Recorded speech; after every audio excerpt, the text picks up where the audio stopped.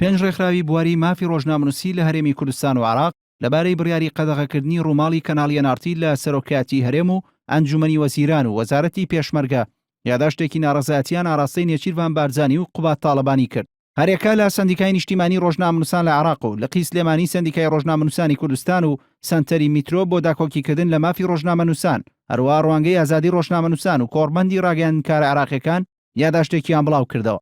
ئەو ڕێکخراوانە ئاماژەیان بەوەداوە 4 مانگە بە نیگەرانیەوە لە بڕیاری حکوومەتی هەرێم دەڕوانن کە ڕووماڵکردنی هەموو چالاکیە فەرمیەکانی ئەنجومەنی وەزیران و سەرۆکایەتی هەرێم و پێشمەرگەی لە کەناڵی NRT قەدەغە کردووە و ئەو بڕیارەشیان بە پێشێلکردنی یاسای کاری ڕۆژنامەنووسی لە هەرێم لە قەڵەمداوە.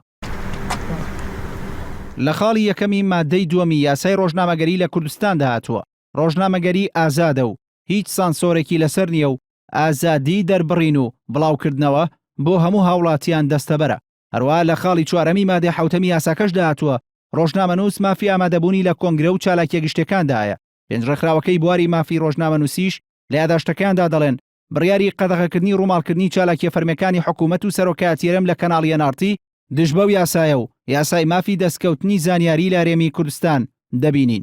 لە سەرەتای ئەم ساڵدا لە کاتی هاتنی فرانسۆ ئۆلاند سەرۆکی فەرەنسا بۆ هەرێم هەرچەندە تیمی NRT لەلایەن کۆشکی ئیلیزێەوە بانگێش کرابوو بۆ ڕووماڵکردنی سەردانەکەی ئۆلاند بەڵام ڕێگری لە تیمی NRT کرا.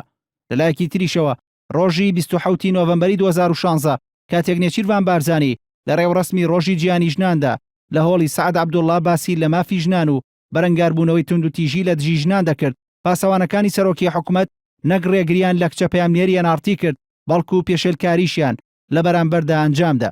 لە بەشێکی دیکەی یاداشتەکەیاندا ئەوەشیان خستۆتە ڕوو لە کاتێکدا حکوومەت لە هەموو بۆنەکاندا جەخت لە مافی ڕادەربڕین دەکاتەوە بەڵام ئەو بڕیارە ناوبانگی حکوومەتی هەرێم لە ناوەوە و دەرەوەش لە کەدار دەکات.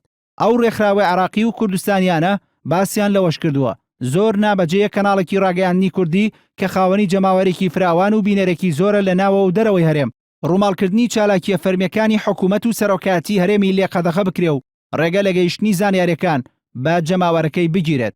لە کۆتایی یاداشتەکەیاندا داوایان لە نێچیروان بارزانی سەرۆکی حکوومەت و قوبات تاڵەبانی جێگیری کردووە بە شەخسی کار بۆ ڕاگرتن و هەڵەشاندنەوەی ئەو بڕیارەی سەرێ NRT بکەن.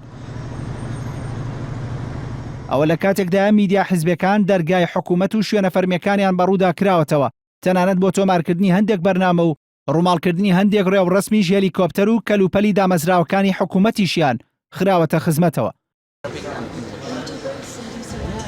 هەرپەیوەست بەو بڕیارە وەفدێکی کونسوڵخانەی بەریتانیا سەردانی NRT کرد و لە کۆبنەوەیەکدا گفتوگۆ کرا لەبارەی ڕێگریکردن لە تیمەکانی NRT لە ڕووماڵکردنی بەرەکانی جەنگ و بایکۆتکردنیان لە کاتی هاتنی میوانی بیانی بۆ هەرێم و چالاکیە سیاسەکانی ناوخۆی هەرێمەوە. لای خۆیەوە وەفدی کونسوڵخانەی بەریتانیا بەڵێنیدا کار لەسەر ئەو دۆخە بکە و دیشی لەگەڵ هاوتە ئەمریکیەکەی تاوتوێی هەمان بابەت دەکەن. ڕۆژی 20 تشرینی یەکەمی 2016 وەزارەتی پێشمەرگە بە پاساوی نەگونجاوی وتەی 2 میوان لە بەرنامەیەکی NRTدا ڕووماڵکردنی ئۆپراسیۆنی کۆنتڕۆڵکردنەوەی مووسڵی لە سەرجەمی خوارەکانەوە لە NRT قەدەغە کرد. لەو کاتە بەدواوە ڕێگری لە تیمەکانی NRT دەکرێت ڕووماڵی بۆ نەفەرمیەکانی هەرێمی کوردستان بکەن. NRT تاکە کەناڵی ئەهلی بێلایەن.